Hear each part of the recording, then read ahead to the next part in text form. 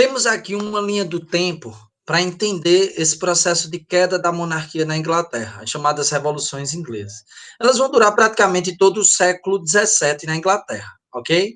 E aí, para a gente entender isso, a gente tem que entender de que todos aqueles conflitos que eu falei para vocês nas aulas anteriores, entre o rei e o parlamento, a burguesia e a nobreza, os protestantes e os católicos e anglicanos, todos esses conflitos, eles vão se acirrar, eles vão se tornar mais intensos após uma mudança de dinastia na Inglaterra.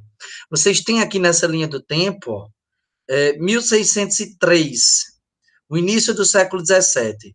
É aqui nesse momento onde a gente vai ter a passagem da chamada dinastia Tudor para a dinastia Stuart. Antes da dinastia Stuart, quem governa a Inglaterra é Elizabeth I, a última rainha da dinastia Tudor.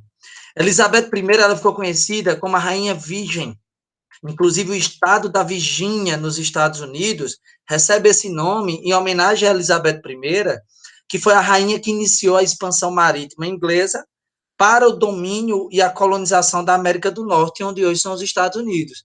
A primeira criança que nasceu onde hoje são os Estados Unidos foi chamada também de Virgínia, em homenagem a Elizabeth I. Porém, o fato da Elizabeth I ser a rainha virgem, por não ter tido filhos, terminou gerando uma crise sucessória. Após a morte de Elizabeth I, não existia uma sucessão direta ao trono, e aí começa uma disputa por essa sucessão, e quem vai assumir são os parentes mais próximos da dinastia ou da família Stuart, levando ao poder o James, ou o Jaime I. E é a partir dos reis Stuarts, o James I, depois o Carlos I, ou Charles I, posteriormente o Carlos ou Charles II, e por fim, o Jaime ou James II. Todos esses reis eles vão ter como característica centralizar poder, realizar perseguições religiosas aos protestantes, né, e aumentar impostos. Consequentemente, eles irritam o parlamento, irritam a burguesia e irritam os protestantes, gerando um clima que estoura numa revolta que leva à derrubada da monarquia na Inglaterra. Certo? E essa derrubada vai acontecer em dois momentos. O primeiro, após uma guerra, no que a gente chamou de Revolução Puritana, lá na década de 1649, que vai acarretar a decapitação do rei Carlos I em 1649, e depois a Revolução Gloriosa, que vai acontecer em 1688, quando se cria a monarquia parlamentarista, que é o modelo que a Inglaterra tem até hoje. Né? E aí, vamos entender cada fase dessa. Vamos para o primeiro momento.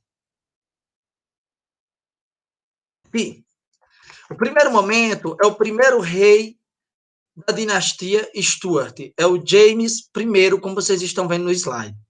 O James I é um rei de que ele vai ter um forte caráter anglicano e constrói a ideia de que o poder do rei é de origem divina e ele é o chefe da Igreja Nacional da Inglaterra, que é a Igreja Anglicana.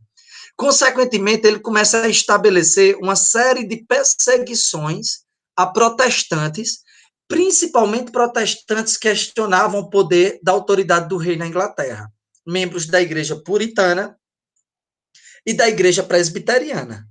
É nesse momento, por exemplo, de que os líderes protestantes perseguidos pelo rei James I, eles vão fugir dessa perseguição, abandonando a Inglaterra, e vão se refugiar nas colônias inglesas na América do Norte, onde hoje são os Estados Unidos. O que faz que, por exemplo, em 1620, chega um navio cheio de membros da igreja puritana, calvinista, da Inglaterra. Esse navio chega onde hoje é Massachusetts, nos Estados Unidos. E esses protestantes puritanos vão iniciar a colonização do norte dos Estados Unidos. Território esse que até hoje é majoritariamente protestante nos Estados Unidos. Os presbiterianos, grande parte deles, vão ocupar regiões como a Pensilvânia, junto com membros da igreja dos Quakers. Então, nós vamos ter uma intensificação da colonização da América do Norte pela Inglaterra, a partir da perseguição do rei James I aos protestantes que vão se refugiar nas colônias. Então, o nível de tensão por perseguições religiosas aumenta na Inglaterra. Um outro elemento importante aqui é o aumento do cheap money.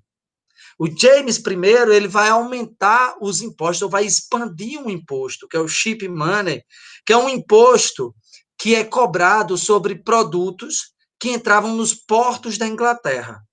É imposto real, pago ao rei, certo? Cobrado a produtos que entram nos portos ingleses e são vendidos para o resto da Inglaterra.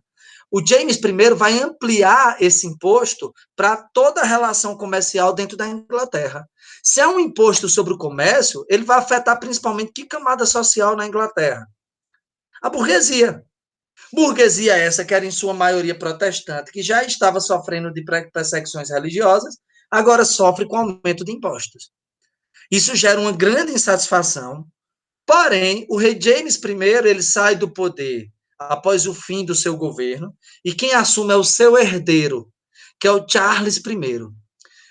Quando o Charles I vai assumir, o parlamento vai ter que tentar criar um mecanismo para evitar que Charles I ele tome medidas semelhantes ao do seu antecessor. E aí o parlamento vai lá e cria um documento chamado Petição de Direitos e diz, ó, aqui, ó, se você quiser assumir o trono, você vai ter que assinar esse documento e assumir, se submeter a ele. Esse documento visava limitar o poder do rei, assim como a Carta Magna de 1215. O que é que tinha nesse documento? O rei ficava proibido de aumentar impostos sem autorização do parlamento. O rei prezava de autorização do parlamento para declarar guerra a outras nações. O que é que o Charles I vai fazer? Ele assina o documento, se compromete a seguir a petição de direitos. Outra coisa que está lá na petição de direitos, ninguém pode ser preso sem direito a julgamento e a defesa. O Charles I assina, se compromete a cumprir. Mas ele cumpre o documento? Não. Ele chega ao trono e começa a tomar as mesmas medidas do antecessor. Perseguição religiosas a protestantes, a presbiterianos e puritanos principalmente, aumento de impostos. Qual é a consequência disso? Isso vai gerar uma revolta. Essa revolta vai fazer com que os protestantes perseguidos, vamos voltar para o slide anterior, tá vendo aqui, ó? Os protestantes perseguidos formam um exército que foi chamado de Exército dos Cabeças Redondas. É um exército encabeçado pelo parlamento, pela Câmara dos Comuns, formado pelos protestantes puritanos, contra as perseguições religiosas do rei Charles I, por parte da baixa nobreza, que está ligado à burguesia, que compra os produtos agrícolas dessa baixa nobreza, e essa baixa nobreza não tem os privilégios da alta nobreza mais próxima ao rei. Certo? Esse exército é formado pela burguesia mercantil e artesãos e camponeses insatisfeitos com a cobrança de impostos na Inglaterra. Por que é chamado de cabeças redondas? Porque eles vão chegar no campo de batalha sem as armaduras pomposas da nobreza, sem as perucas que a nobreza inglesa usava naquela época. A nobreza usava perucas, maquiagens e salto altos. Quanto maior a peruca, significava maior o título de nobreza, de marquês, conde, visconde, barão, mais poder e mais riqueza. E essa galera do exército, do parlamento e dos protestantes vai chegar no campo de batalha com um corte de cabelo simples, feito uma cuiazinha assim, ó, e aí vão ser chamados de cabeças redondas. Do outro lado, esse exército desejava tirar o rei Charles I do poder. Do outro lado, quem é que vai defender o rei? Pelo modelo da monarquia absolutista, quem defende militarmente o rei é a nobreza, que vai formar o exército dos cavaleiros, que vão chegar com armaduras pomposas, com cavalos, para defender o poder do rei. O exército dos cavaleiros é formado principalmente pela nobreza, que tem privilégios econômicos, Esses nobres são, em sua maioria, católicos ou anglicanos, que veem no rei uma autoridade divina. São dois mundos. Aqui tem uma coisa interessante, que são dois mundos que se confrontam, que estão simbolizados, representados nessa guerra. O cabeça redonda, que vai representar o mundo que surgirá com a chegada da burguesia ao poder, e o exército dos cavaleiros simbolizando os valores da sociedade em decadência das monarquias absolutistas. Por que eu estou dizendo isso? Porque, primeiro, a forma de organização dos exércitos mostra os valores desse mundo que virá e o do que entra em decadência. O exército dos cabeças redondas, ele vai se organizar a partir da ideia de mérito, a ideia de quem tiver mais habilidade militar é que vai ocupar os postos de maior prestígio nesse exército e de estratégia, de planejamento. Isso está muito relacionado a uma ideia que vai surgir no mundo protestante e no mundo burguês do século XVII, XVIII, que é a ideia de meritocracia. Ideia essa que considera que o esforço ele é o suficiente para que você alcance altos postos ou que você cresça, ascenda na vida, seja profissional, seja social. Óbvio que o esforço é importante, porém já é questionado a ideia de que só o esforço é suficiente. Nós sabemos que só o esforço não é suficiente hoje. Porque para que o esforço seja suficiente, é preciso que todos saiam do mesmo lugar, que exista igualdade. Mas isso a gente vai discutir mais para frente. Mas essa ideia da sociedade burguesa está surgindo aí. Uma outra ideia é o questionamento da noção de diferenciação das pessoas a partir da estética. O exército dos cabeças redondas vai seguir uma certa uniformização. Os soldados vão ter vestimentas e aspecto visual semelhante. O que é diferente do exército dos cavaleiros, porque os postos no exército vão ser ocupados de acordo com o título de nobreza e não de acordo com a habilidade militar. Esse título ele é alcançado de forma hereditária, né? O título de barão, visconde, conde, ele vai ser marquês, ele vai sendo passado de pai para filho. É a linhagem, é o passado que me dá o prestígio e não o que eu faço no presente.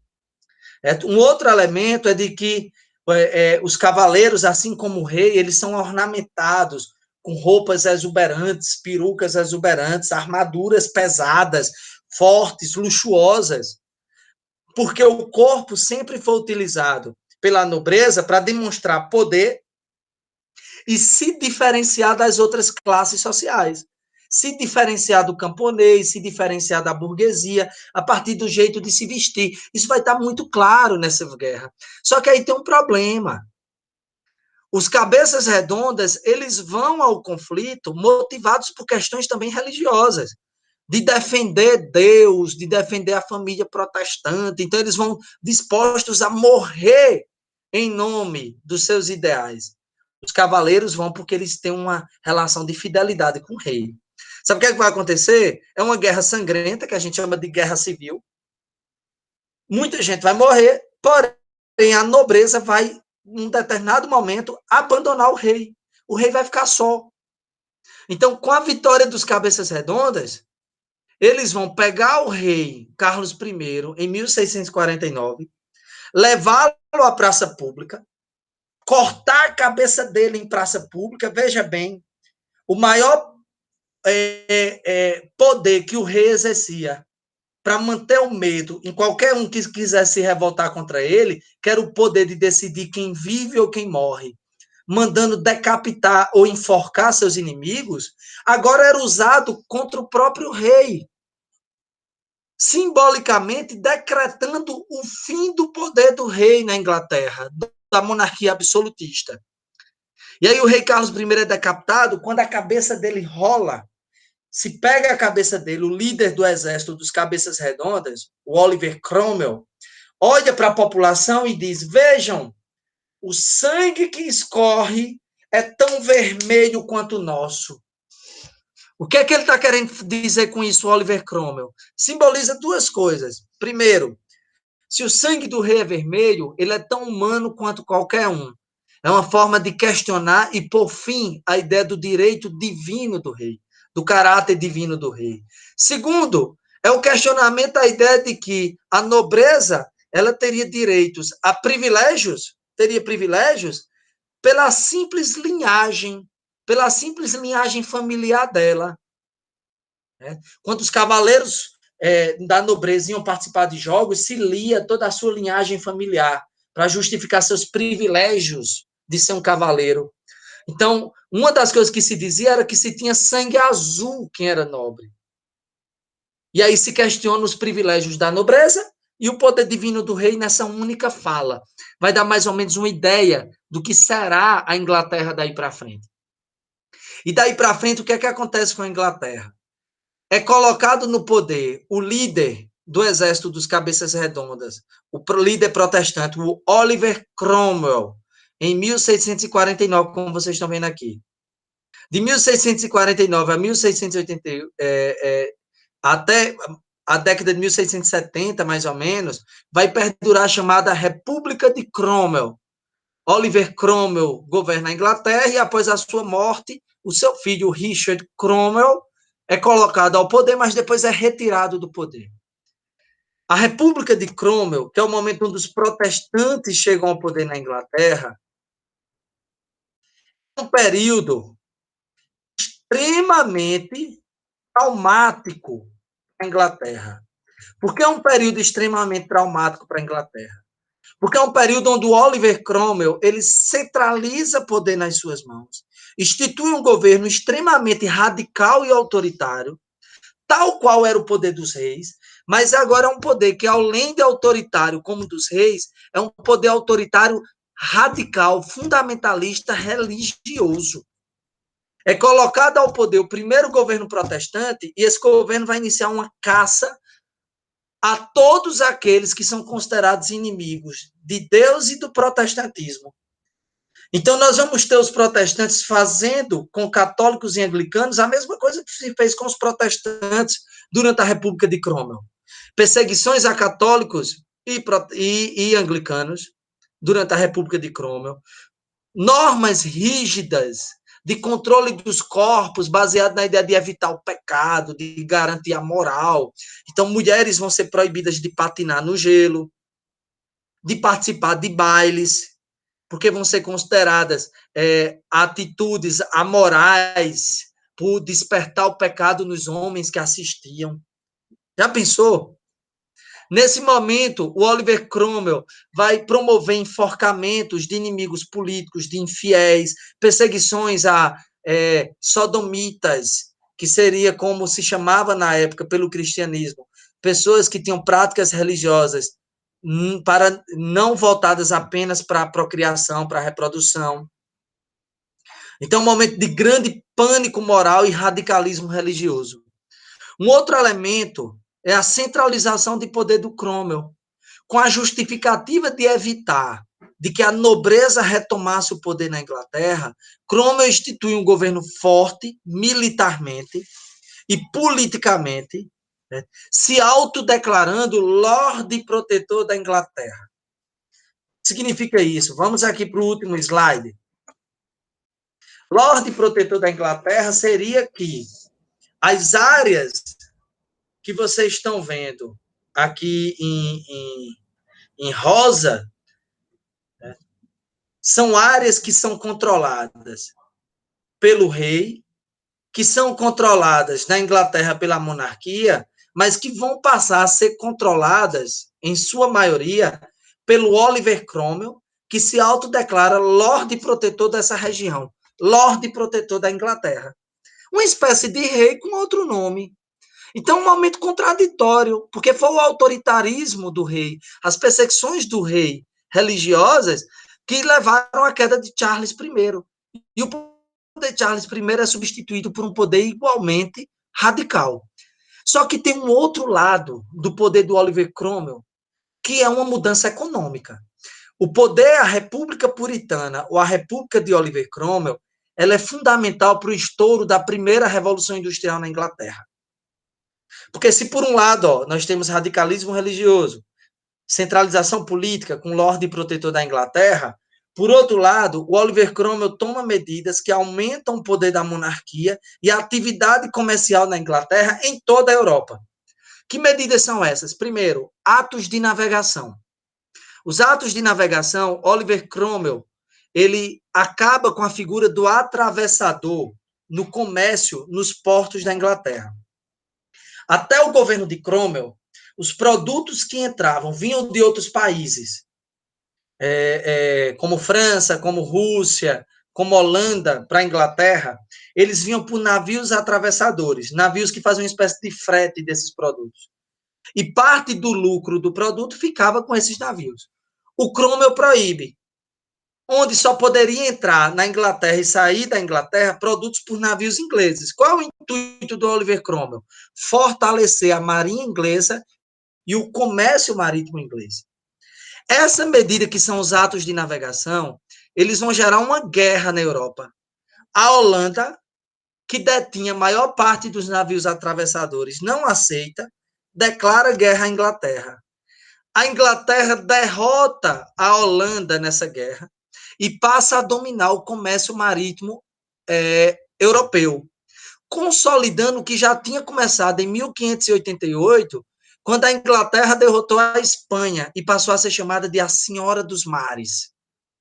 Então, a Inglaterra passa a dominar o mercado marítimo europeu, consequentemente, a burguesia inglesa passa a se tornar mais forte e a mais rica na Europa, acumulando poder econômico, acumulando riqueza suficiente para usar parte dessa riqueza no desenvolvimento de estratégias para aumentar a produção no comércio, nas oficinas inglesas.